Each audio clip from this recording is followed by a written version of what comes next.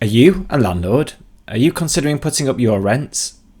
We have just put our rents for the first time. Stay tuned to hear about why we did so, how you can go about it, and how our tenants reacted.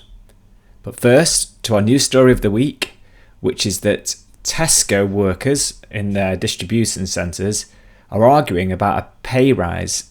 They've been offered 4%, but they say they need to be paid more than inflation. So this shows that inflation is everywhere, okay?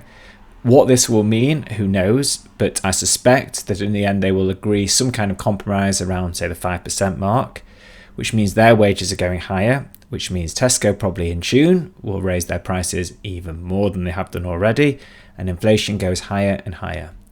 So watch this space. We will see what the figures are for next year, but I am suspecting we'll go further than the 4%, 4.2% that we're currently at, and we will end up in the 5s, if not the 6%, come spring of next year. And that leads us on to our main topic, which is should you increase your rent on your rental properties? The obvious answer really is possibly not. If assuming you've got a tenant who you are happy with, that is paying on time, that you don't want to leave, why would you bother? And there's a lot of truth to that. There's, don't rock the boat is one phrase that comes to mind. But the problem with this is that you've got to treat this more like a business. So if you've got a number of rental properties and you take this approach with quite a few of them, you're going to be in the position whereby your main source of income for the property business is going to stay the same. And that's a problem because we just mentioned before, the news story of the week, that inflation is now everywhere. So, ideally you would want to be increasing your prices as well. I think the other problem with keeping rents as they are, as happy as the tenants might be, is that some point later down the line you may want to or may even need to increase your rents. Now, you might get to a stage whereby the gap between what you're currently charging and the market rate at that point might be huge, and you might not be able to go to the tenant at that point and say, listen, I want to increase your rent by £300. They're going to say no, and they may well leave, and you may get voids, and they're unlikely to be happy at this point. So the better approach probably is to do it incrementally, even though this feels awkward to do so. Got some tips, if you like, as to the main reasons why eventually we decided to increase the rent and the sort of factors that you should be thinking about if you're going to do the same. Now, the first one that springs to mind is what actually is the market rate. There's no point just thinking, everything's getting more expensive. You need to know that you actually should really be raising rents based on what the rents are in the area, and this is really the game. It's not when you first set the rate at the start. Your estate agent will be looking at comparables if you've used an estate agent to find a tenant, so you should be doing the same throughout the whole process. And this is what we did, really, kind of having our eye on the ball in terms of the market. We could see that the rents were getting higher and were above what we were charging. So I went on to Rightmove with a couple of the properties and saw what the rent could have been that we could be obtaining. With one or two of the others, we were actually bidding on properties in that area, so we knew exactly what we could get in terms of rent, but really by speaking to the estate agents in that given area.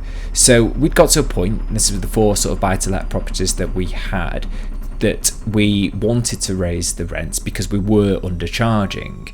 And I guess we had sort of, having reached that point, we had 2 further options. The first was to basically charge as much as we could get away with, which would be the higher amount of that market rate, because there's always a range. You never know exactly what it should be. It's not like you can just pop it into a computer and you get the answer. There's going to be a range and you have to use your discretion, but we didn't want to go for the highest possible rent that we could charge. Now we could do this, but these are tenants that we are very happy with, that have been great to us, that are hopefully long-term tenants, and in some ways we wanted to reward them for basically paying sort of on time and looking after the properties. So we came up with a figure that was higher than obviously what they're paying at the moment, but not that, not the basically the maximum amount. And this really helps as well with the delivering of the message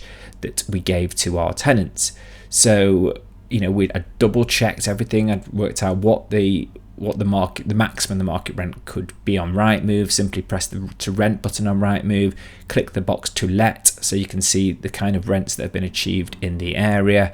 And then you can say to your tenant, and I would do this in writing, even if you are friendly with them, it's always good to have a point of reference.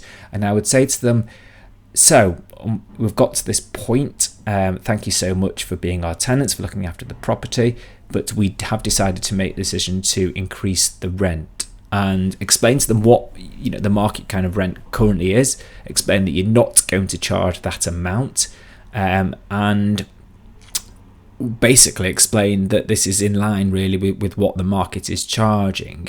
And we also, when we delivered this message, we explained that we're not going to increase the rent straight away. It's Christmas coming up, so we did not want to kind of disturb or upset them in this time, especially with kind of everything that's going on with COVID. So we said, right, let's roll it back to sort of next February, March, and the increased rent can kick in then. We also said, listen, please, if there's anything going on in the house that we want to know about, we want to come and do your work. And one of them actually said, yep, we've got X, Y, and Z. So we got someone in to sort that out straight away.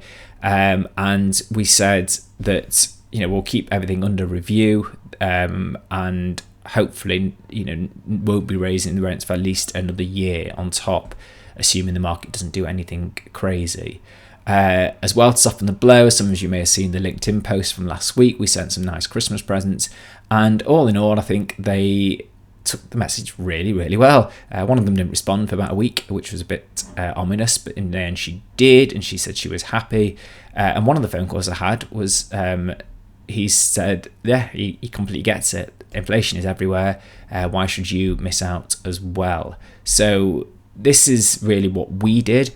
There are some factors for you to consider if you're thinking about increasing your rent, and ultimately I would say it should go down to what the market is charging, because just like everything else, the rental market is also an open market. There's no cartel as some of the politicians may have you believe, and if everything else is going up in price, then maybe the rent that you're charging should as well.